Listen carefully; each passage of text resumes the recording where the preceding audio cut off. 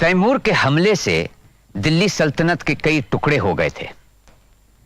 इस मौत की नींद से जागने में दिल्ली को काफी वक्त लगा, और जब जागी भी तो दिल्ली एक बड़ी सल्तनत की राजधानी नहीं रही थी।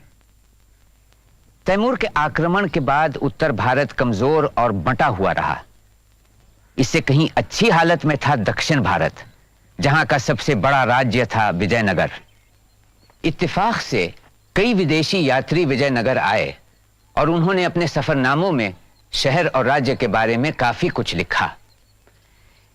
इन ब्यौरों से लगता है कि शहर काफी खुशहाल और सुंदर था। मध्य एशिया के अब्दुल रज़ाक लिखते हैं, यह शहर ऐसा है जैसा न किसी ने देखा न सुना होगा। सारी दुनिया में इसका सानी नहीं है। अब्दुल रज़ाक ने शायद ज्यादा बड़े शहर नहीं देखे होंगे, इसलिए विजयनगर को देखकर वो वाकई बहुत हैरान हुआ। उसके बाद आया एक यात्री, दुनिया भर में घूमा था। वो था पुर्तगाली डोमिंगो पायस, जो 1522 में विजयनगर आया।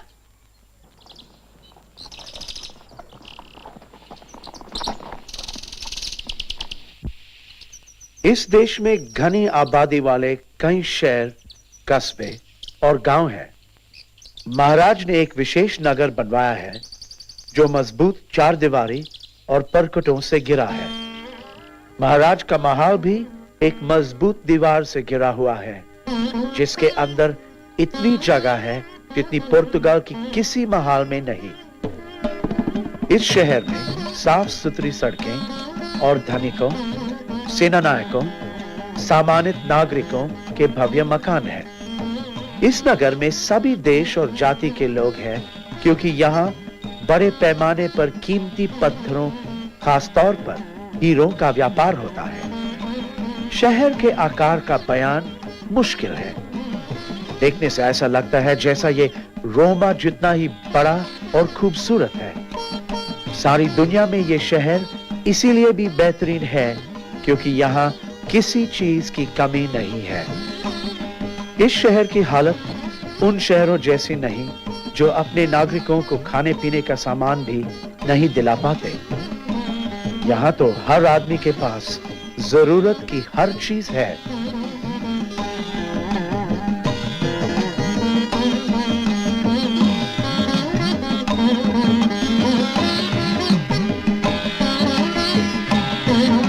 पायस ने विजयनगर के शासक के बारे में भी लिखा है।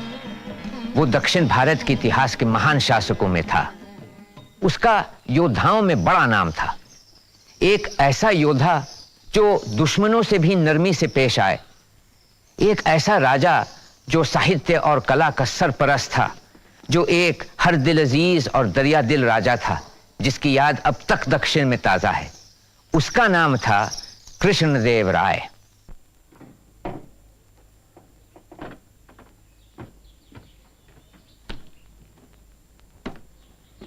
पापा जी, अन्ना की तबीयत अब कैसी है?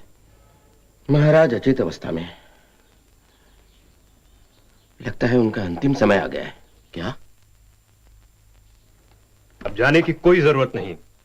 शोक मनाने के लिए तुम्हें बाद में काफी समय मिलेगा। तुम कहना क्या चाहते हो? मुझे जाने दो। जाने से क्या लाभ? महाराज ने अपने उत्तराधिकारी की घोषणा कर दी है। अब तुम चाहो भी तो उनके विचार नहीं बदल सकते। तो अब क्या तुम उनके उत्तराधिकारी बन बैठे हो? सिंहासन हड़पने की मेरी कोई इच्छा नहीं है। ऐसी योजनाएं तुम ही बनाते रहे हो, पर अब कोई फायदा नहीं। अन्ना ने अपने बेटे को अपना उत्तराधिकारी घोषित किया है। वो 6 बरस का नादान बच्चा है, वो राज्य कैसे चलाएगा? क्यों नहीं? किसी योग्य शासनपाल की मदद से अवश्य चला सकता है। और वो योग्य शासनपाल आप ही होंगे, है ना? महाराज ने शासनपाल के संबंध में कुछ नहीं कहा है। मैं महाराज का सगा भाई हूं। तुम सौतेले, मेरा हक तुमसे ज्यादा है। महाराज ने कुछ दूसरे आदेश भी दिए हैं। अप्पा जी, सुना दीजिए। जी हाँ, महाराज वीर नरसिम्हा राय ने आदेश दिया है कि कृष्णदेव राय को बंदी बना लिया जाए और उसकी दोनों आंखें फोड़ दी जाएं। महाराज ऐसा आदेश कभी नहीं दे सकते। वो इतने क्रूर नहीं हैं। वो मुझे बेहद चाहते हैं। ऐसा उन्होंने अच्युतदेव राय की सलाह पर ही किया है। अच्छा, मेरे सैनिक अभियान में राजधानी से बाहर चले जाने के बाद तुमने महाराज की जो सेवा की है, ये उसी का फल है। मगर मैं श्रेष्ठ सेना नायक समझा जाता हूं। मैं साम्राज्य को कमजोर नहीं होने दूंगा, कुछ भी हो। ऐसा सोचा गया कि तुम नए राजा के प्रति निष्ठावान न रहो और किसने ऐसा सोचा? तुमने? सैनिकों, महाराज के आदेश का पालन करो, बंदी बना लो इसे। देख क्या रहे हो, बंदी बनाओ। राजकुमार, वो आपके आदेश का पालन नहीं करेंगे, खास तौर से कृष्णदेव राय के संबंध में बिल्कुल नहीं। क्या क्या मतलब है इन सबका? आप जल्द ही मतलब समझ जाएंगे। सैनिकों, राजकुमार अच्युत देव राय को सुरक्षित उनके कक्ष में ले जाओ।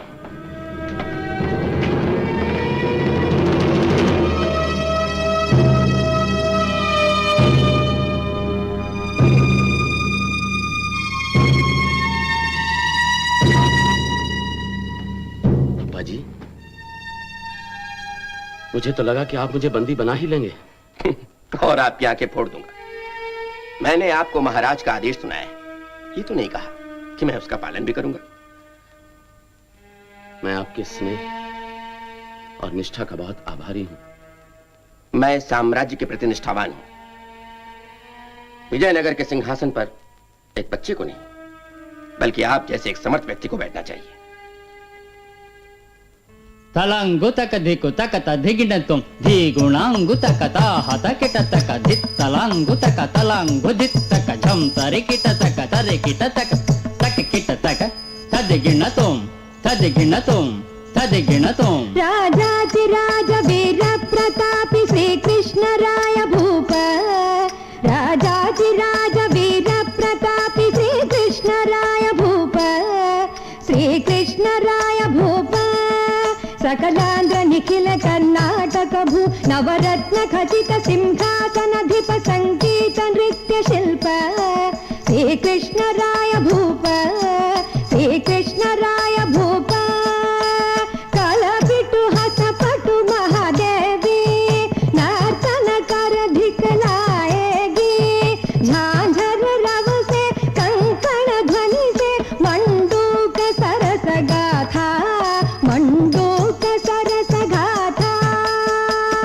तक किट तक तदिगिणतुम तदिगिणतुम तदिगिणतुम। हे मां भूप श्री कृष्ण राय भूप। सलाम सलाम सलाम।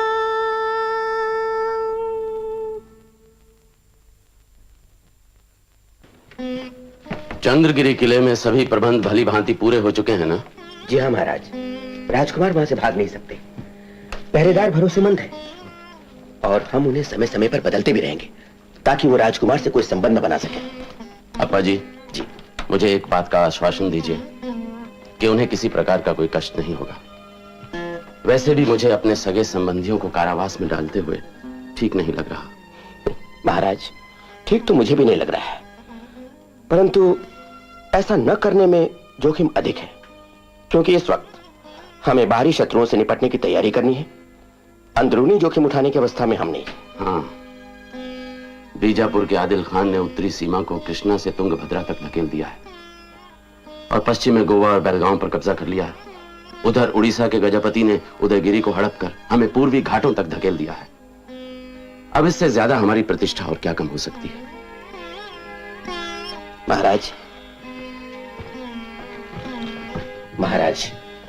हमें पूरा विश्वास है कि आप विजयनगर की खोई हुई प्रतिष्ठा को वापस दिला सकते हैं। आपके इस विश्वास से साहस बढ़ता है। अप्पा जी, मैं सौगंध खाता हूं, अंतिम सांस तक विजयनगर की खोई हुई प्रतिष्ठा को वापस दिलाने का प्रयास करता रहूंगा। महाराज, आदि सफलता तो ये संकल्प है।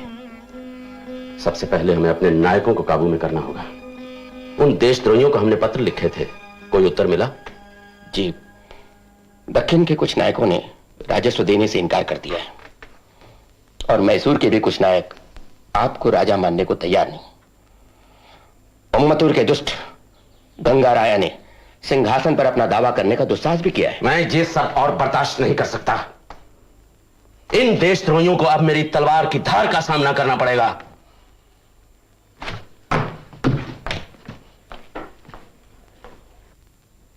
एक राजा को अपने बंदरगाहों का संचालन करना चाहिए जिससे व्यापार में वृद्धि हो सके। घोड़ों, रत्नों और मोतियों के आयात को प्रोत्साहित करना चाहिए और बाहर देश से आकर यहां बसे हुए लोगों को उनके रहन सहन के अनुसार सुविधाएं प्रदान करनी चाहिए। आइए अप्पा जी। जी। पादरी कहां हैं? क्या चाहते हैं वो हमसे? महाराज, वो पुर्तगालियों का दूत बनकर आए हैं और अपने राज्यपाल अल्बुकर्क की ओर से कोई आवश्यक संदेश लेकर। उनसे हमें अधिक प्रतीक्षा नहीं करानी चाहिए। पुर्तगालियों से हमें मित्रता और व्यापार संबंध बनाए रखने हैं। पर महाराज, हमें उनसे सावधान भी रहना चाहिए, क्योंकि पुर्तगाली केवल व्यापारी बनकर ही संतुष्ट नहीं है। लगता है उन्हें कुछ और भी चाहिए। देखिए, उनके शत्रु कालीकट के सामुद्री और बीजापुर का आदिल खान है। ये हमारे भी शत्रु हैं। मेरे विचार से तो इस समय हमें पुर्तगालियों का साथ देना चाहिए। पर महाराज, हमारे सारे नायक पुर्तगालियों से समझौता करने को तैयार ना होंगे, बल्कि उनमें से कुछ बीजापुर के आदिल खान से संधि करना अधिक पसंद करेंगे। हमारी संधि बहमनी सुल्तान महमूद शाह के साथ है और वो परेशान है अपने नायक आदिल खान से, जिस पर उनका कोई नियंत्रण नहीं रहा। इस समय आदिल खान से संधि का कोई मतलब नहीं, तब तक नहीं जब तक हम इस आदिल खान को उसकी असली जगह न समझा दें। मगर ठहरिए, पहले हमें यह जानना चाहिए कि ये पादरी जी क्या प्रस्ताव लेकर आए हैं। जी महाराज।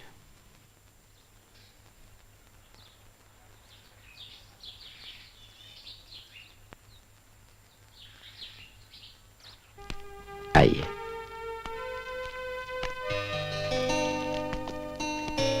आइए।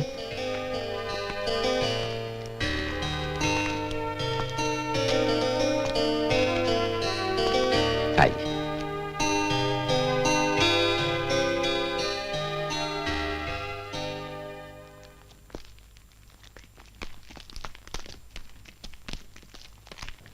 आइए, आपका स्वागत है।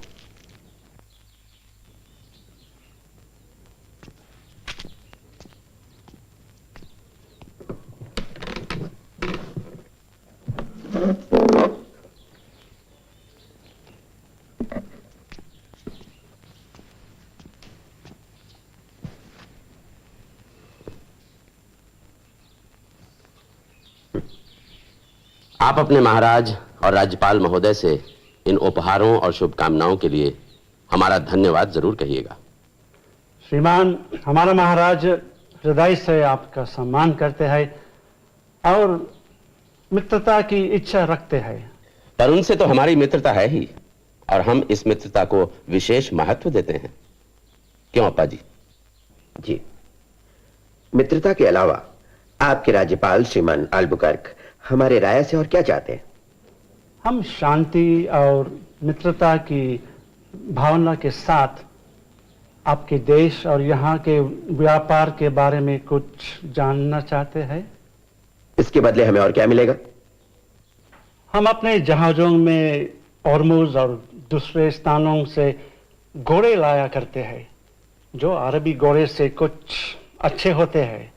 हम वचन देते हैं कि जो भी घोड़े लाएंगे सब आपको ही बेचेंगे, आपके शत्रु को एक भी नहीं। यह आपकी उदारता है। वैसे अरबों के साथ भी हमारा ऐसा ही समझौता है। वो जितने भी घोड़े हमारे बंदरगाह पर लाते हैं, हम सारे के सारे खरीद लेते हैं। इतना ही नहीं, अगर कोई घोड़ा राह में मर जाए तो उसकी पूंछ दिखा देने पर ही हम उसकी कीमत दे देते हैं। यह आपके बड़ापन है श्रीमान। पर क्या आपको हमारा प्रस्ताव ठीक नहीं लगा? नहीं, मैं ये कहना चाहता हूं कि घोड़े के अलावा हम और बहुत कुछ दे सकते हैं। तोप, बंदूकें, एटसेट्रा। इसका लाभ तभी होगा जब आप इन हथियारों को चलाना सिखाने वाले भी भेजेंगे। राज्यपाल की ओर से कहता हूं, यह भी संभव हो जाएगा। अच्छा प्रस्ताव है, हम इस पर विचार करेंगे। सुना है आप लोग अरब सौदागरों से युद्ध करना चाहते हैं। उनके साथ हमारा धार्मिक झगड़ा है। कालीकट के जामोरिन और आदिल खान न केवल आपके लेकिन हमारे भी शत्रु है। ये लोग अरब सौदागरों को शरण देते हैं। आपके और हमारे शत्रु एक ही है श्रीमान जी। सुना है कि आप हमारे ही देश में अरबों से युद्ध करना चाहते हैं। आपके आगे और सहायता के बिना नहीं। यदि आप हमारे साथ हैं तो हम आदिल खान को गोवा से हटा सकते हैं। हमें यह भी मालूम हुआ है कि पुर्तगाली स्वयं गोवा पर आग गड़ाए बैठे हैं। जी नहीं, हम ऐसा कोई काम नहीं करेंगे जिसमें आपकी थोड़ी सी भी हानि होती हो। गोवा हमारा है, समय आने पर हम उसे स्वतंत्र करा ही लेंगे। अवश्य श्रीमान, अवश्य। एक छोटा सा निवेदन और है। हमें एक सुरक्षित बंदरगाह की जरूरत है जिसमें हमारे जहाज रुक सके। हम आपके प्रस्ताव पर विचार करेंगे और आपके राज्यपाल को अपना निर्णय दूत के जरिए भिजवा देंगे। किंतु अभी कुछ दिन आप हमारे विजयनगर में राजकीय अतिथि बनकर रहिए और यहां की सुख सुविधा का आनंद उठाइए।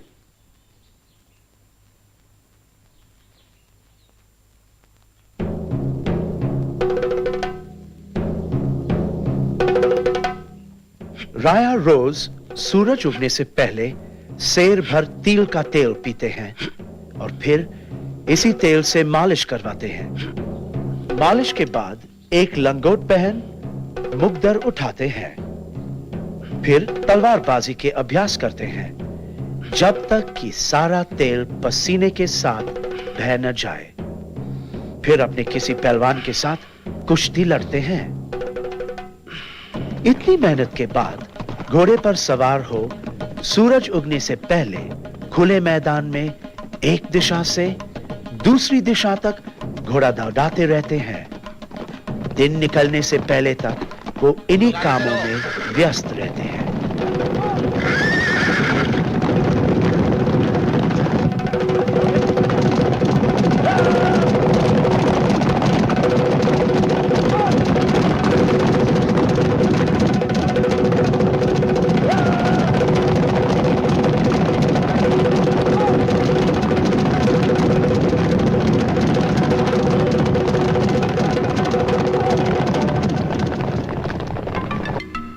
मलाया के ऐतिहासिक दस्तावेज हिकायत हांगतुआ में मलेशिया से आए हांगतुआ नाम के एक दिलचस्प यात्री का जिक्र मिलता है।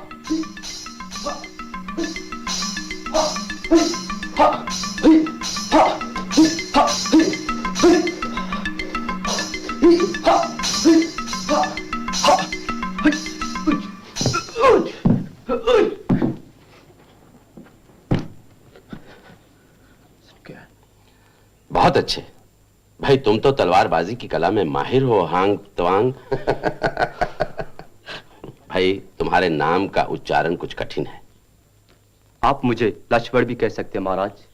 अच्छा, किंतु ये तो भारतीय नाम है। क्या ये नाम तुमने यहाँ आने के बाद रखा है? जी नहीं, हमारे देश मलाय में भी भगवान राम और उनके भाई लक्ष्मण की कथा मशहूर है। क्या तुम्हारे मलया में सभी सैनिक तुम्हारी तरह तलवारबाजी जानते हैं? जी नहीं महाराज, बहुत कम। सिर्फ महाराज द्वारा चुने हुए कुछ अच्छे सैनिक ही, और उन सैनिकों को हमारे यहाँ सम्मान भी बहुत है। भाई ये तो बहुत अच्छी बात है। अप्पा जी, क्या हम लक्ष्मण को अपने कुछ चुने हुए सैनिकों को ये कला सिखाने के लिए नियुक्त कर सकते हैं? तो महाराज, खेल तो बहुत अच्छा है पर हमारे लिए इसका कोई उपयोग नहीं है। ये बात सही है। आजकल युद्ध का निर्णय तलवार और तलवारबाज की प्रतिभा पर निर्भर नहीं करता। पर महाराज, अंतिम समय में तलवार ही काम आती है। भाई हम कोई तलवार फेंकने के लिए थोड़ी कह रहे हैं। अच्छा लक्ष्मण, क्या तुम हमारे कुछ चुने हुए सैनिकों को यह कला सिखा सकते हो? अवश्य महाराज, ये तो मेरे लिए सम्मान की बात होगी।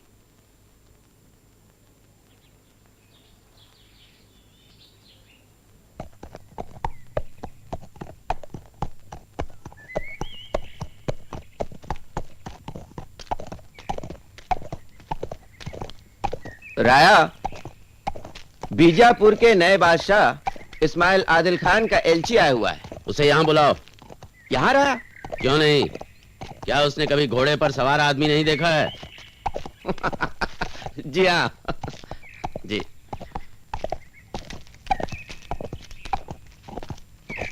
आदाब हुजूर। हुजूर, हमारे नए सुल्तान के वालिद के इंतकाल पर भेजे गए हमदर्दी भरे पैगाम के लिए आपके एहसानमंद हैं और उनके तख्तनशी होने पर आपकी बधाइयां पाकर वे खुश हुए। उन्होंने शुक्रिया भेजा है। पर हुजूर, हमारे सुल्तान को इस बात का अफसोस है कि विजयनगर के नायकों ने उस वक्त जबकि सुल्तान सोग में थे गोवा पर कब्जा पाने के लिए पुर्तगालियों की मदद की और एक नाजुक मौके का फायदा उठाने की कोशिश की। हुजूर, नायकों ने गोवा पर कब्जा आपके लिए किया होता तो भी कोई बात थी, पर पुर्तगाली जो कि फिरंगी हैं, परदेसी हैं, उन्हें अपनी जमीन पर कब्जा क्यों करने दिया जाए? पर यूसुफ आदिल खान भी तो परदेसी थे। हुजूर, उनकी सिर्फ पैदाइश ही परदेश में हुई थी। वो तो यहाँ के बाशिंदे हो गए थे और उनकी दारुल सल्तनत बीजापुर थी, ना कि 7 समंदर पार। अच्छा, इसीलिए बीजापुरी पुर्तगालियों के साथ बैठ के और हमारे विरुद्ध संधि करने की कोशिश करते रहे हैं। हुजूर को कोई गलतफहमी हुई है? कोई गलतफहमी नहीं हुई है। हमें पक्का मालूम है कि आप लोगों ने हमारे विरुद्ध इस्तेमाल करने के लिए तोपें, बंदूकें और घोड़े खरीदे हैं। अब उनसे मतभेद हो गया तो हमारे पास चले आए हो। पर हुजूर, ये बात सच है कि हमारे खिलाफ लड़ाई में आपके नायकों ने पुर्तगालियों का साथ दिया है। पर हुजूर, शायद ये बात आपको मालूम ना हो। और बहुत हुआ। अब ये बताओ थोड़े शब्दों में और जल्दी कि आदिल खान हमसे क्या चाहता है। हुजूर, हमारे सुल्तान पुर्तगालियों से गोवा आजाद कराने में आपसे मदद की उम्मीद रखते हैं। लेकिन हमने माना ही कब है कि गोवा आपका है? और फिर आदिल खान तो बहमनी सुल्तान का नायक है, तुम उसे सुल्तान क्यों कहते हो? वैसे हमारा फिरंगियों से कोई झगड़ा तो है नहीं, जबकि बीजापुर ने हमारी जमीन का एक बहुत बड़ा हिस्सा हड़प लिया है। जब तक कि इस्माइल आदिल खान हमारी जमीन का हिस्सा वापस नहीं करते, हम उनसे कोई समझौता नहीं कर सकते।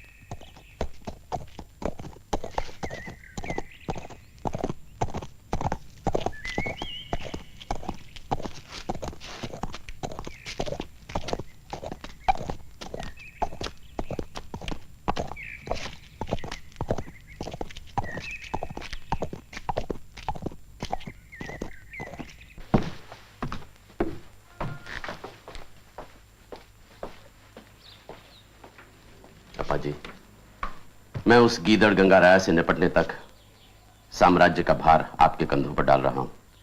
विजयी भव, ईश्वर आपको विजयी करें। स्वागत है पादरी जी। आप गोवा कब वापस जा रहे हैं? अभी तुरंत ही राया। आपके राज्यपाल महोदय के साथ एक लाभदायक समझौते के लिए मैं आप पर भरोसा कर रहा हूं। मैं अपनी ओर से पूरी कोशिश करूंगा महाराज। मैं इस नगर की जल व्यवस्था को ठीक करवाना चाहता हूं। विजयनगर में एक बड़े जल प्रदाय की आवश्यकता है, जिसे पुर्तगाली कारीगर ही बना सकते हैं। इसलिए आप पुर्तगाली कारीगर और जल वैज्ञानियों को साथ लाना न भूलिएगा। अवश्य। और दूसरी शर्तें भी आपको मालूम ही है ना? जी हाँ, यही है ना कि सिर्फ आपको ही घोड़े, बंदूकें और तोपें दी जाएं और बदले में आप हमें बंदरगाहों का उपयोग करने, एक बस्ती, एक सैनिक छावनी और एक कारखाना बनाने की अनुमति दी जाए। इसके साथ आप हमें गोवा में भी कुछ अधिकार देंगे। बिल्कुल ठीक।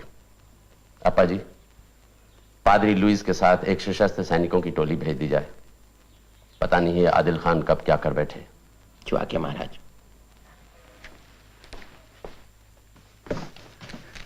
राया, खुशखबरी है राया। कहो। उम्मतुर का गंगा राया मारा गया। कैसे? पीछा करते हमारे सैनिकों से डरकर भागता हुआ वो कावेरी में डूब मरा।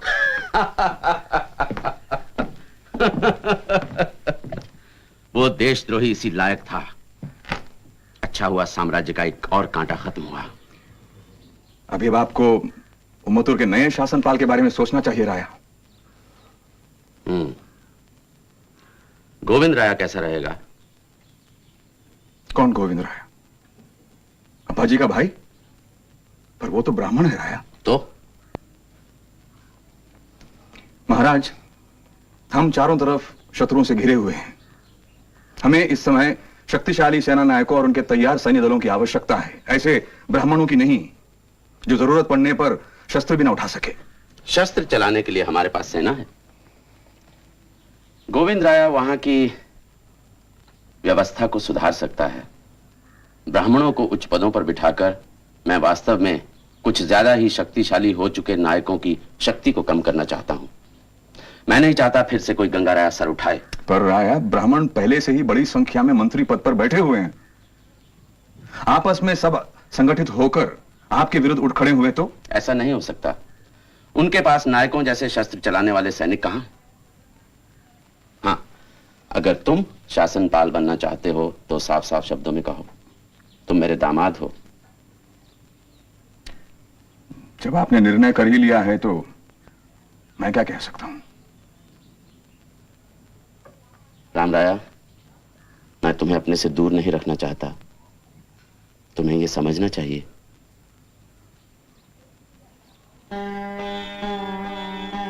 पढ़िए जो लिखा है। कोई राजा यदि ब्राह्मणों को उच्च पद पर प्रतिष्ठित करता है तो वह अपनी उन्नति के द्वार खोलता है। जोखिम उठाकर भी ब्राह्मण अपने कर्तव्य पथ पर इसलिए डटा रहता है कि क्षत्रिय और शूद्र अधिकारी उसे हंसी का पात्र न बनाए, और इसलिए भी ताकि वह दूसरे ब्राह्मण अधिकारी की दृष्टि से गिर न जाएं। बिल्कुल ठीक। आपने बिल्कुल उन्हीं शब्दों में लिखा है जो मैंने कहे थे। इस बार कोई भूल नहीं हुई। आगे लिखिए। राजा के सेवकों के भोजन में से यदि एक कौर भी कम हो जाए तो वो राजा को कोसने लगते हैं। क्या राजा का कोई मित्र होता है? साथ दे रहे व्यक्ति पर अपनी पकड़ ढीली ना होने देना क्या बुद्धिमानी का काम है? बुद्धिमानी का काम वो है, पकड़ ढीली किए बिना मित्र को साथ रखा जाए। उस पर आप विश्वास भले ही ना करें, किंतु उसके साथ सदैव अच्छा व्यवहार करें। कहिए अपा जी, क्या बात है? मैंने आपके लेखन कार्य में विघ्न डाला, इसके लिए मैं क्षमा प्रार्थी हूं। अवश्य ही महत्वपूर्ण कार्य होगा, कहिए। जी हाँ, बहमनी सुल्तान महमूद शाह का गुप्त संदेश प्राप्त हुआ है। आदिल खान ने उन्हें बंदी बना रखा है। उन्होंने आपसे विनती की है कि आप उनकी सहायता करें और उन्हें मुक्त कराएं। आदिल खान को नीचा दिखाने का यह अच्छा मौका है। महमूद शाह को संदेश भेजिए कि हम उन्हें बिदर की गद्दी पर वापस बिठाएंगे। आप समझ रहे हैं ना अपा जी? बहमनी सुल्तान को पुनः गद्दी पर बिठाने वाला दक्षिण में मैं पहला हिंदू राजा होऊंगा। इससे ज्यादा हमें और क्या चाहिए? जी हाँ, शक्तिशाली और शत्रु पड़ोसी आदिल खान की तुलना में आपके उपकारों से दबा दुर्बल महमूद शाह हमारे लिए अधिक उपयोगी सिद्ध होगा।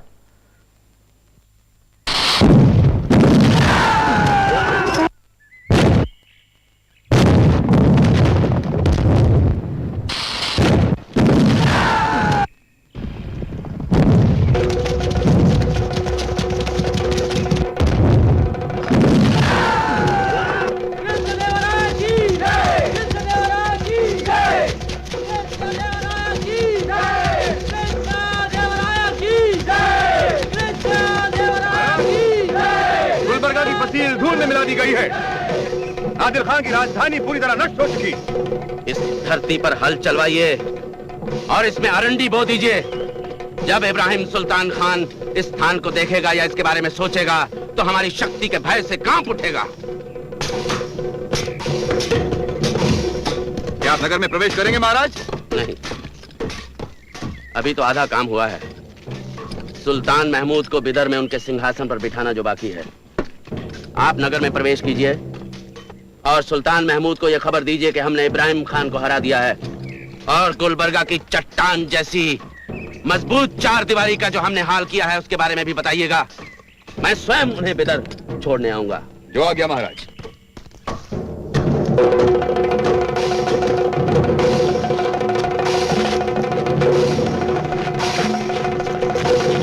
महाराज, विजय की स्मृति में और महमूद शाह को बीदर का सिंहासन वापस दिलाने के कारण आपको यवन स्थापनाचार्य की उपाधि स्वीकार कर लेनी चाहिए। बिल्कुल ठीक। ये उपाधि महाराज को शोभा देती है। अपा जी, अब तुरंत पूर्वी सूबों के नायकों से कहिए कि अपने सैनिक दलों के साथ तैयार हो जाएं। हमें उदयगिरी के साथ युद्ध करना है।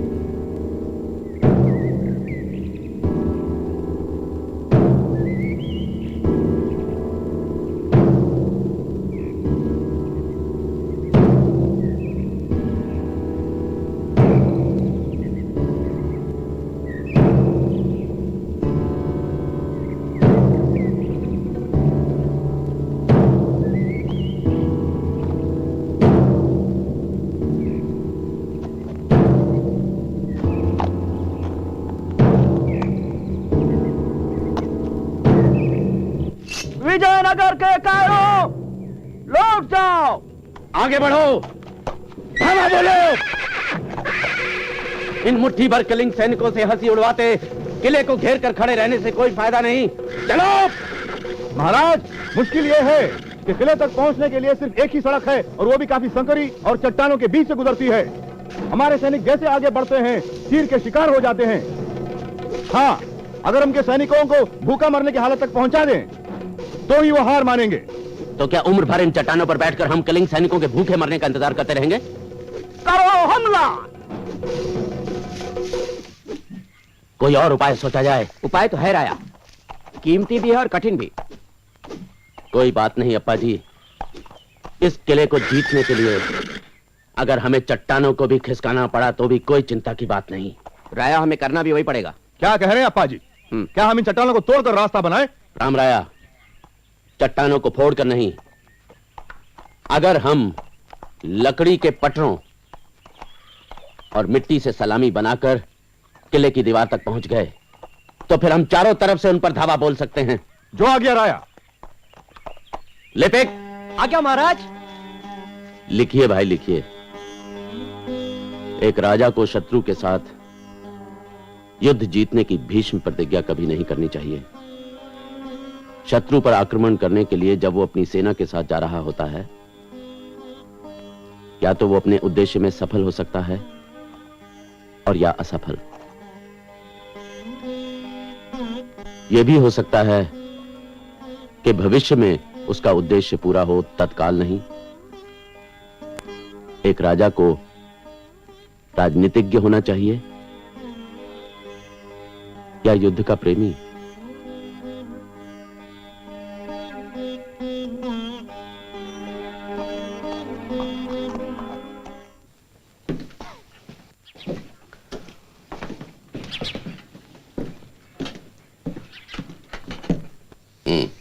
अप्पा जी। जी। आप हिसाब लगा लीजिए कि कितना धन यहाँ इस किले की रख रखाव के लिए रखना है और बाकी राजकोष में जमा करवा दीजिए। जी, बहुत अच्छा। बंदियों के बारे में क्या सोचा? क्या उनमें से कुछ ऐसे हैं जो हमारी सेना में भर्ती होने की इच्छा जाहिर करते हैं? जी हाँ राया, बहुत से सैनिक और अधिकारी चाहते हैं। तो उन्हें रख लीजिए जी, किंतु उन्हें उड़ीसा की सीमा से दूर रखा जाए।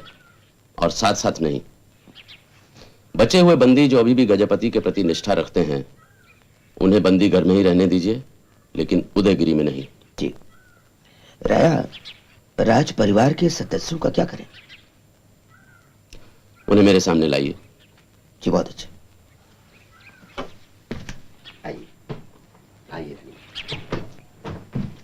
राया, ये उड़ीसा के गजपति प्रताप रुद्र के पुत्र वीरभद्र जी हैं और ये उनकी माता जी, गजपति की छोटी रानी। आपका स्वागत है। आशा है आपकी सुख सुविधाओं में कोई बाधा नहीं आई होगी। आसन ग्रहण करें। इस आदर भाव के लिए आभारी हूँ। राया, क्या जान सकती हूँ अब हमारा क्या होगा? देखिए रानी साहिबा, अभी युद्ध समाप्त नहीं हुआ है, इसलिए अभी मैं आपको कटक भेजने की स्थिति में नहीं हूं। गजपति के साथ अंतिम समझौते तक आपको प्रतीक्षा करनी होगी। पर इस बीच हमारा क्या होगा? आप हमारे साथ रहेंगे और क्या। क्या युद्ध बंदियों की तरह? नहीं, एक राजकीय अतिथि की तरह। अप्पा जी। जी। रानी साहिबा और कुंवर के साथ सम्मानित व्यवहार किया जाए। इनकी सुख सुविधाओं में किसी प्रकार की कमी नहीं आनी चाहिए। जो आज्ञा राया।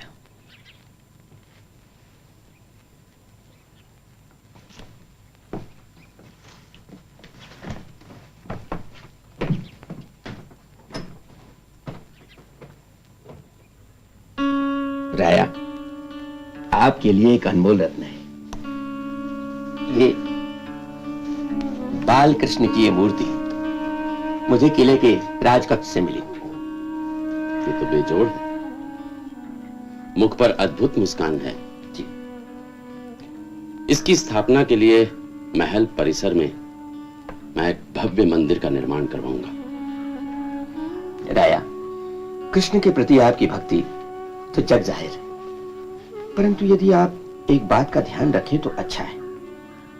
आपकी प्रजाओं में बहुत सारे लोग दूसरे पंथों को भी मानने वाले हैं। उनके प्रति आपका व्यवहार कहीं ऐसा न हो कि उनकी भावना को कहीं भी ठेस पहुंचे। आप ठीक कह रहे हैं। मैं कृष्ण उपासक हूं, इसलिए दूसरे पंथों को यह नहीं लगना चाहिए कि मैं उनकी उपेक्षा कर रहा हूं। जी हाँ, मेरे विचार से राया, यदि आप राज्य के समस्त तीर्थ स्थलों का भ्रमण करें तो बहुत अच्छा होगा। अवश्य। हमारा साम्राज्य दूर दूर तक फैला हुआ है, यहां तक कि भाषा भी एक नहीं है। हमें एक ऐसे सूत्र की खोज करनी है जिससे अपनी प्रजा को एक साथ जोड़ कर रख सके। जी। तमिल, तेलुगु और कन्नड़ा, इन 3 भाषा समूहों, विभिन्न जातियों और संस्कारों में बंटी हुई एक बड़ी आबादी को जोड़े रखने में धर्म ने एक महत्वपूर्ण भूमिका निभाई। किसी भी सामंती शासक की तरह कृष्णदेव राय ने भी अनेक मंदिर बनवाए और पुराने मंदिरों को दान में धन दिया। राजा की दिनचर्या की नकल मंदिरों में होने लगी। राजा और देवता में एक तरह की समानता आ गई, जिससे राजा की प्रतिष्ठा बढ़ी।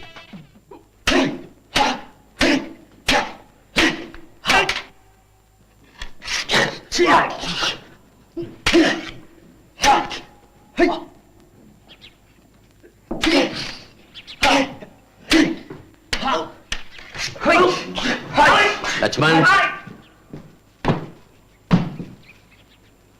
आज्ञा स्वामी। भाई, अभ्यास बहुत हुआ, अब मैं तुम्हारी एक सच्ची लड़ाई देखना चाहता हूं। जब चाहे श्रीमान, पर यह मुकाबला बराबरी का नहीं होगा। आपके यहां कोई नहीं है जो मुझसे लड़ सके। अच्छा, ये गर्व? गर्व नहीं, सच्चाई है महाराज। बताइए, आपने किस योद्धा के साथ आप मुझे मुकाबला करने के लिए कहेंगे? देखो भाई, हमारे यहां तो कोई ऐसा योद्धा है नहीं। मैं कुंवर वीरभद्र के साथ तुम्हारे मुकाबले की बात सोच रहा था।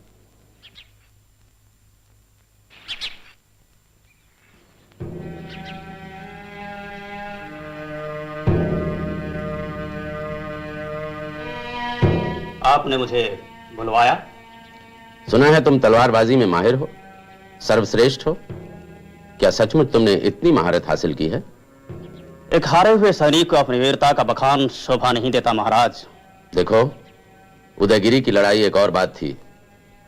बड़ी लड़ाइयों में व्यक्तिगत कुशलता कोई खास महत्व नहीं रखती। आज यहां मैं तुम्हारी तलवारबाजी का प्रदर्शन देखना चाहता हूं। प्रदर्शन? मैं योद्धा हूं महाराज, कोई खेल दिखाने वाला नहीं हूं। किसी की मांग पर अपनी वीरता का प्रदर्शन मुझे बिल्कुल पसंद नहीं है। खेल नहीं, मैं सच्ची लड़ाई की बात कर रहा हूं। सच्ची लड़ाई? लेकिन ऐसा कौन है जो मेरे साथ लड़ सके? लक्ष्मण। इसके साथ? अरे भाई, ये 7 समुद्र पार से आए महान तलवारबाज हैं और इन दिनों हमारे अतिथि हैं। लेकिन मैं इसके साथ लड़ नहीं सकता। एक साधारण नागरिक और राजवंश के सदस्य के बीच कोई मुकाबला नहीं हो सकता है। मेरी अपनी प्रतिष्ठा है। वीरभद्र, अगर तुम इस मुकाबले में विजयी हुए तो हम तुम्हें स्वतंत्र कर देंगे और तुरंत तुम्हारे पिता के पास कटक भेज देंगे। वैसे भी तुम इस स्थिति में नहीं हो कि हमारे प्रस्ताव को अस्वीकार कर सको। ठीक है, मैं लड़ूंगा, पर यह मुकाबला बराबरी का नहीं है। जाओ, अपनी तलवार चुन लो। लक्ष्मण, मैं केवल इस व्यक्ति का घमंड तोड़ना चाहता हूं। देखो, इसे चोट नहीं लगनी चाहिए। उन्हें कुछ नहीं होगा महाराज, मैं उन्हें मारूंगा नहीं। जाओ, भाग्य सहाय हो। हमारी इच्छा पूर्ति के लिए तुम विजयी हो।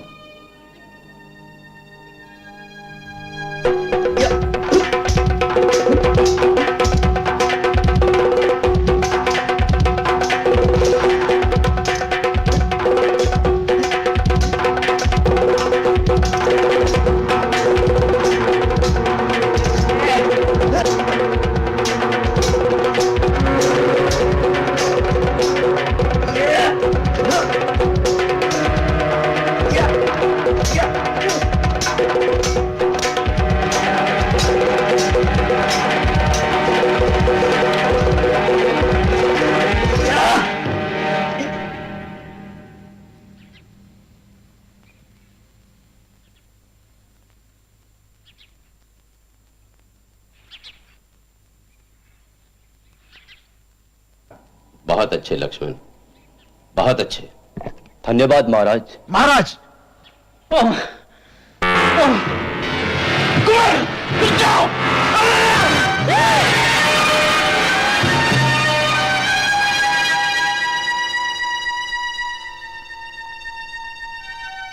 मैंने ऐसा कभी नहीं चाहा था। मैं तो बस इसका घमंड थोड़ा कम करना चाहता था।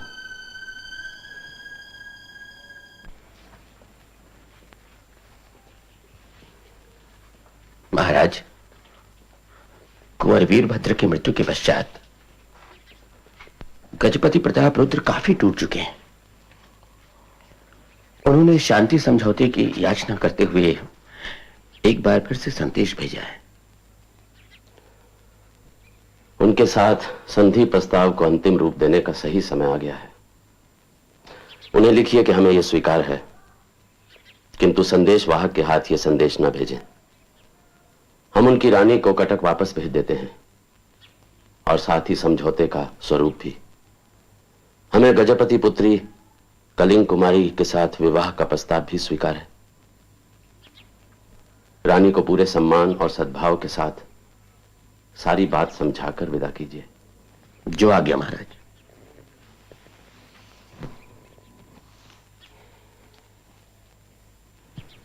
समय पर काम पूरा होने की उम्मीद रख सकते हैं ना? जरूर। यहाँ के कारीगर काफी होशियार है। हमने जो नक्शा तैयार किया है उसे शक्ल देने में ये लोग जरूर सफल होंगे। देखो, काम अच्छा और समय पर पूरा होने की आवश्यक है। राया के साथ हमारे संबंधों में इस जल प्रदाय की निर्माण माने रखते हैं। मैं तो कभी सोच भी नहीं सकता कि एक राजा अपनी प्रजा की प्यास बुझाने के लिए इतना सोच सकता है। अभी तुम्हें बहुत कुछ सीखने मिलेंगे। हम लोग पुर्तगाल में बैठकर सोचते हैं कि यहाँ के लोग कुछ नहीं जानते और कि हम लोग यहाँ आके उनको सब कुछ सिखाएंगे, लेकिन यह सच्चाई नहीं है।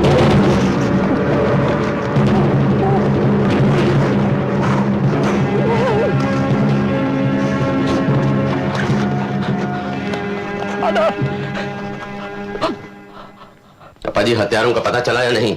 महाराज, सूर्यास्त तक उन्हें बंदी बना लिया जाएगा। ये सब और नहीं सहा जा सकता। देश की राजधानी में देश के अतिथि की हत्या। आदिल खान को इसका मूल्य चुकाना होगा।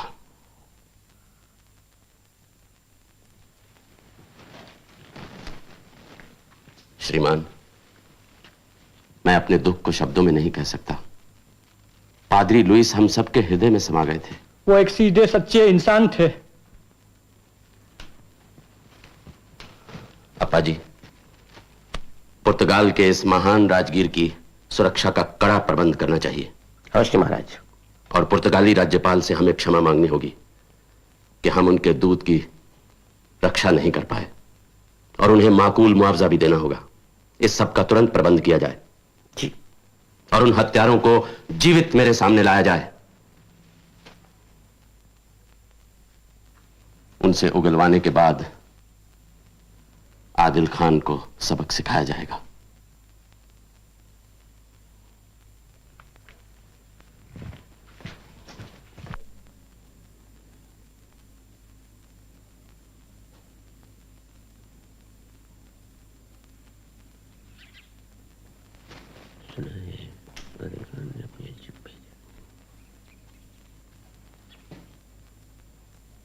ये कौन है अप्पा जी?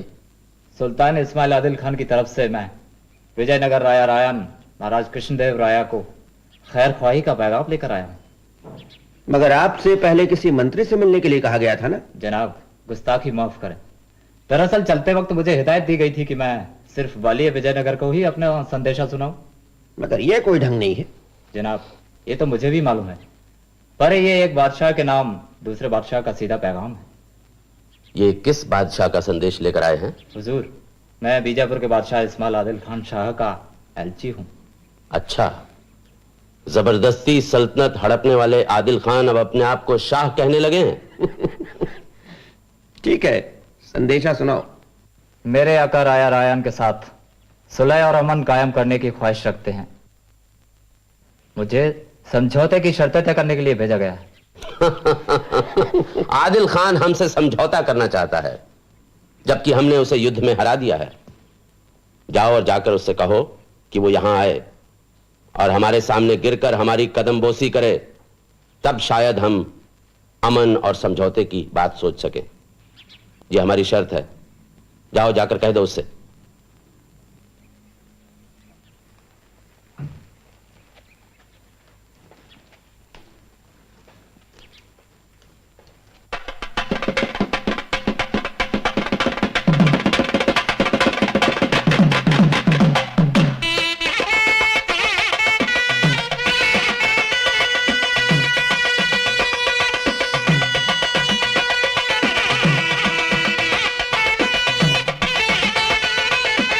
विजयनगर में उत्तराधिकार का सवाल हमेशा बहुत पेचीदा हुआ करता था। कई बार तो इसके लिए खून तक बहने की नौबत आ गई। कृष्णदेवराया ने अपने 6 वर्ष के मासूम बच्चे को अपने जीते जी राजा बना दिया ताकि वो अपने बेटे का मार्गदर्शन करे और उसके हितों की रक्षा कर सके। समे कामान काम कामाय मह्यम कामेश्वरो वै श्रवणो ददातु कुबेराज वै श्रवणाय महाराजाय नमः देवस्य त्वास विदुप्रसवे।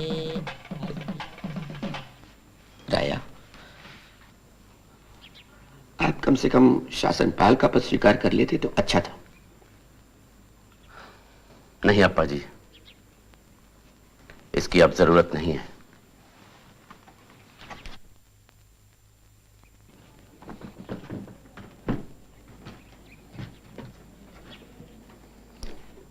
अब मेरा पुत्र विजयनगर का राजा है। मैं उनके दूसरे मंत्रियों की तरह एक मंत्री होकर रहना चाहता हूं। पर अप्पा जी, आप प्रधानमंत्री के पद पर ही रहें और नए राजा की वैसे ही सेवा करें जैसी आपने मेरी की है। राया, मैं वचन देता हूं, परवर कुछ नहीं अप्पा जी। सत्ता परिवर्तन के लिए यह समय हर तरह से उपयुक्त है। आदिल खान के हार जाने से वातावरण शांत है, साम्राज्य में स्थिरता है, सीमाएं सुरक्षित हैं। अब मैं अपने आप को भगवान कृष्ण की उपासना और किताबें लिखने के काम में लगाना चाहता हूं। जिन कार्यों को समय न मिलने के कारण मैं नहीं कर पाया, उन्हें आप पूरा कीजिए।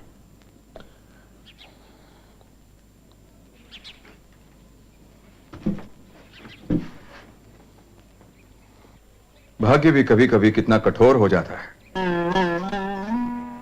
राज्याभिषेक के 2 दिन बाद ही महाराज अस्वस्थ हो गए। ज्वर ने इन्हें निचोड़ कर रख दिया है। बैती जी, क्या कोई ऐसी औषधि नहीं जिससे ज्वर कम हो जाए?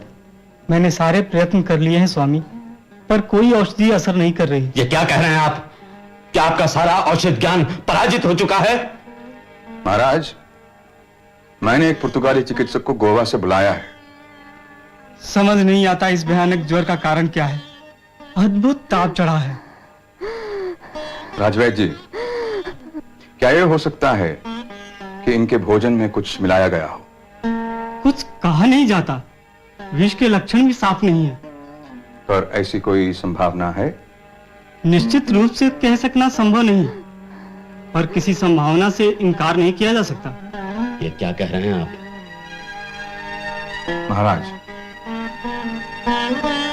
राया, मुझे संदेह है कि राजराजन को किसी ने विष दिया है। ऐसे अबोध बालक को कोई क्यों विष देगा, जबकि गद्दी के सब दावेदारों को हम पहले ही चंद्रगिरी किले में बंदी बना चुके हैं। हो सकता है कोई किसी को अपने लाभ के लिए और अपने इशारों पर नचाने के लिए राजा बनाना चाहता हो।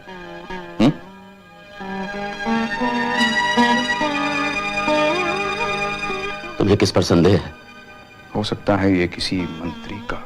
मंत्री? अप्पा जी,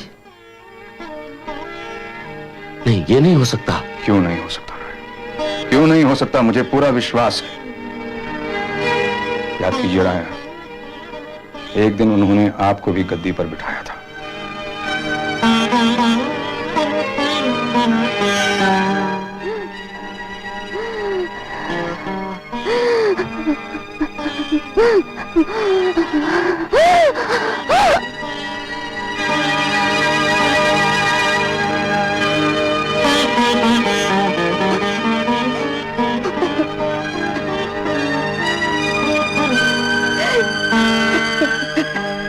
जाओ इसे। मैं इस नीच का चेहरा भी नहीं देखना चाहता। राया, इस वक्त आप दुखी और उत्तेजित हैं, इसलिए आप सच्चाई को नहीं जान पाएंगे। सच्चाई यह है कि तुम देशद्रोही हो,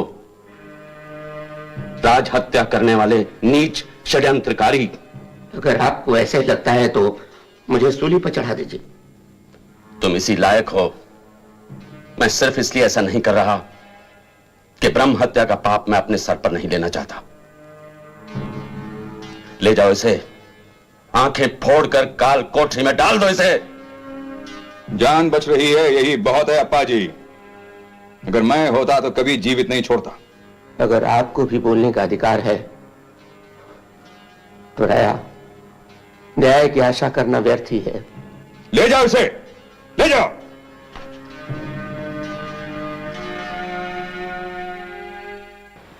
ऐसा था विजयनगर, जो सारे दक्षिण और उत्तरी तट पर फैला हुआ था। उसे अपनी खुशहाली और सुंदरता पर बड़ा नाज था और अपनी ताकत पर हद से ज्यादा घमंड। किसी ने यह सोचा तक नहीं कि शहर और सल्तनत दोनों का अंत बहुत दूर नहीं था। पायस की यात्रा के सिर्फ 43 साल बाद ही अचानक विजयनगर पर खतरे के बादल मंडराने लगे। विजयनगर से ईर्ष्या करने वाली दक्कन की बाकी रियासतों ने संगठित होकर विजयनगर को खत्म करने की तैयारी की। इसके बावजूद विजयनगर बेवकूफी की हद तक अपनी ताकत के नशे में चूर था, पर जल्द ही उसका विनाश हुआ, जो मुकम्मिल और भयानक था।